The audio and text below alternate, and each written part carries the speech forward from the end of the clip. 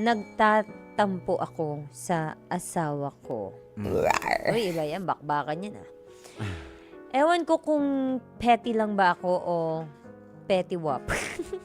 Valid naman tong nararamdaman ko. Pero after 10 years of marriage, napapaisip na talaga ako. Ganun ba talaga ako kahirap mahalin? O hindi lang talaga niya ako kilalang kilala gaya ng akala ko? Sa loob ng 10 years naming mag-asawa, tuwing may occasion at gusto niya akong regaluhan, lagi niya akong tinatanong kung ano ang gusto ko. Appreciated naman yun kasi considerate siya. Pero minsan, gusto ko rin maranasan yung feeling na, uy, nakita ko to at naisip kita. Gusto ko rin yun. Kahit hindi mahal, kahit simpleng bagay lang. Kasi kapag kilala mo ang isang tao, alam mo naman siguro kung ano ang mga favorite niyang kulay, pagkain, brand, hobby, o kahit maliit na bagay na matagal na niyang gustong bilhin. Recently, may exchange gift kami sa New Year kasama ang housemates namin. Siya ang nakabunot sa akin. So, tinanong niya ulit ako, anong gusto mo? Ay, naku, pag ako tinanong dyan eh. May Christmas party ba tayo? Gusto ko yung maghihirap ka.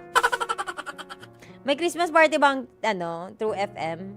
O hiwalay sa TV5? Meron. Buti na lang nasa True FM din sila, Senator Raffy, no? Buti na lang hindi siya nahihiwalay sa atin. Buti na lang, Sen. Nandito tayo, magkakakita tayo. Be ready! So, hindi naman sa regalo ang issue. Ang gusto ko lang sana, minsan, siya naman ang makaisip. Parang gusto ko lang maramdaman na after 10 years, may mga bagay tungkol sa akin na kabisado na niya nang hindi ko kailangan i-spell out. Mas lalo akong nagtampo nung birthday ko. Alam niyang kaya kong magplano at mag-execute ang birthday ng ibang tao. Pero pag birthday ko, ilang beses ko nang sinubukan at nauwi lang sa disappointment. Kaya ang ending, spontaneous na lang lagi. Tapos tinanong niya ako, anong plano mo sa birthday mo? Napikon ako. Sabi ko, bakit ako pa? Bakit hindi ikaw magplano para sa birthday ko? Ay, demanding. Away na yan. Kasi kapag birthday niya, walang palya, may cake, may surprise, may plano kung saan pupunta, ano kakainin, anong gagawin. Hindi niya kailangan mag-isip. Hindi niya kailangan mag-effort. Pero kapag birthday ko, parang ako pa rin ang project manager ng sarili kong birthday. At hindi ko naman hinihingi ang bonggang celebration. Gusto ko lang sana isang araw na maramdaman kong may taong nag-isip para sa akin. Tapos, Christmas came. Buti pa yung Christmas nag-came. Nag-start ang party namin bago mag-12 midnight. By 12, tapos na ang pagkain at games. Kaya greetings at gift opening na. Binati niya lahat. Nakipagkamay sa lahat. Except me. Bago ako matulog, hindi ko na napigilan. Sinabihan ko siya, Merry Christmas ha! Ang lakas mong bumati sa iba. Ako nakalimutan mo. So kinabukasan may surprise. May bulaklak. Wow! Ang problema, allergic ako sa bulaklak. Alam niya yun. May rhinitis pala. Natitrigger ang rhinitis ko kapag may flowers malapit sa akin. Kaya ilang minuto pa lang, nasa Patay. kwarto na yung bulaklak. Kumakati ng mata ko. Oh no! Ayun, sa labas ng kwarto ang ending ng surprise niya. Napaisip tuloy ako, ... Ganun ba ako kahirap tandaan? Hindi naman ako naghahanap ng expensive gifts. Hindi ko kailangan ng grand surprises. Hindi ko kailangan ng Pinterest perfect birthday. Gusto ko lang yung feeling na kilala ako ng taong kasama ko sa buhay. Na kapag may nakita siyang bagay, may isip niya, magugustuhan to ng asawa ko. Na kapag birthday ko, hindi niya ako tatanungin kung ano ang gusto kong mangyari.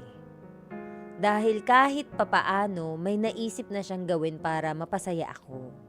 Siguro petiwap ako. Siguro mababaw. Pero nakakapagod din palang paulit-ulit na turuan ng taong mahal mo kung paano ka mahalin. Hanggang kailan ko ba kailangan sabihin sa kanya na kung ano ang gusto ko? Kung paano ako sasayahin? At kung paano ang mga bagay na dapat niyang tandaan tungkol sa akin? After 10 years, ganun ba talaga ako kahirap kilalanin? 10 years? Ako nga, mauurat din ako sa ko niyan, asawa ko niyan. I think, Lalo na yung flowers. Alam mong may allergic siya dun tapos bibigyan mo ng bulaklak. I think ang kulang dito, yung communication na ano ba talaga gusto niya mangyari para magbago. At second, dapat ma-accept itong si letter sender na hindi na magbabago. Asawa niya ba to? Boyfriend? Asawa niya. Asawa niya. Hindi na magbabago eh. 10 years na eh.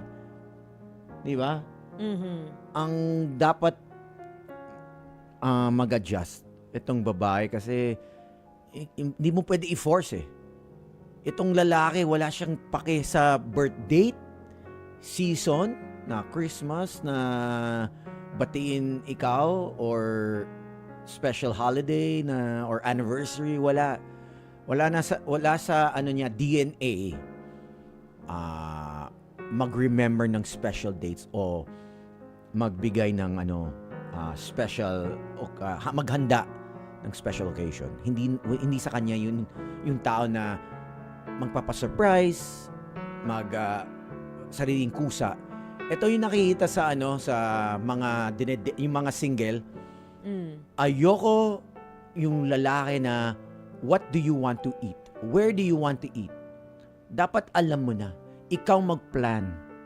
Hindi ba? May ibang guys, walang plano talaga sa Pero first diba, date. kasi diba, pagbago, maiintindihan mo pa yung lalaki talaga na nangangapa pa or hindi talaga nila nakasanayan na nagre-regalo sila or nagpaplano. Pero yung 10 years, siguro 10 years. dapat na-gets mo na yun, diba? Yun na nga, kaya sabi ko, itong asawa mo, hindi na magbabago yan. May hirap sa English. It's so hard for It's old so dogs hard. to learn new tricks. Oo. Kasi matanda na nga sila. Ang kailangan talaga harap-harapan na matinding usapan yan para lang pumasok sa kokote niya. Kasi 10 years na. Kailangan may significant na mangyayari para talagang tumatak sa Kaya kanila yun. dinadaan na lang yung mom ko. Sa comedy na lang yung dad ko. Kasi walang paki din yung dad ko sa mga anniversary. Ako, alam ko yung anniversary ng mom ko, January 2. Wedding anniversary, birth date, mga monthsary nila. Alam ko lahat yan. Dad ko,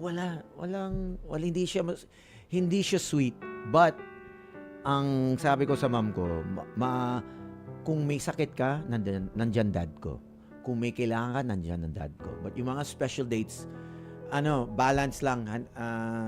Minsan yung hinahanap mo, wala talaga sa partners eh. But loyal ang dad ko, yun ang masasabi ko. Loyal at dependable kung kailangan ka talaga.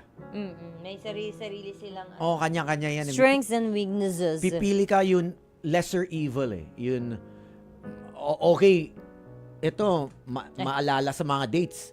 Yung pala, may ibang kasama to. Oo, kasi nga, marami siyang inaalala. Oo, ang daming flowers sa ibang girls.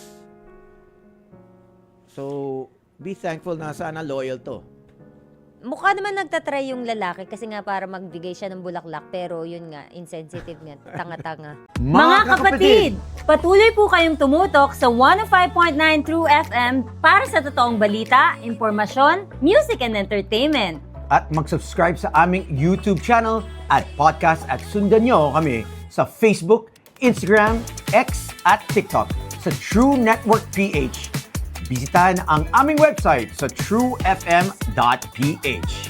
Kami po ang 105.9 True FM. Laging true sa'yo, kapatid.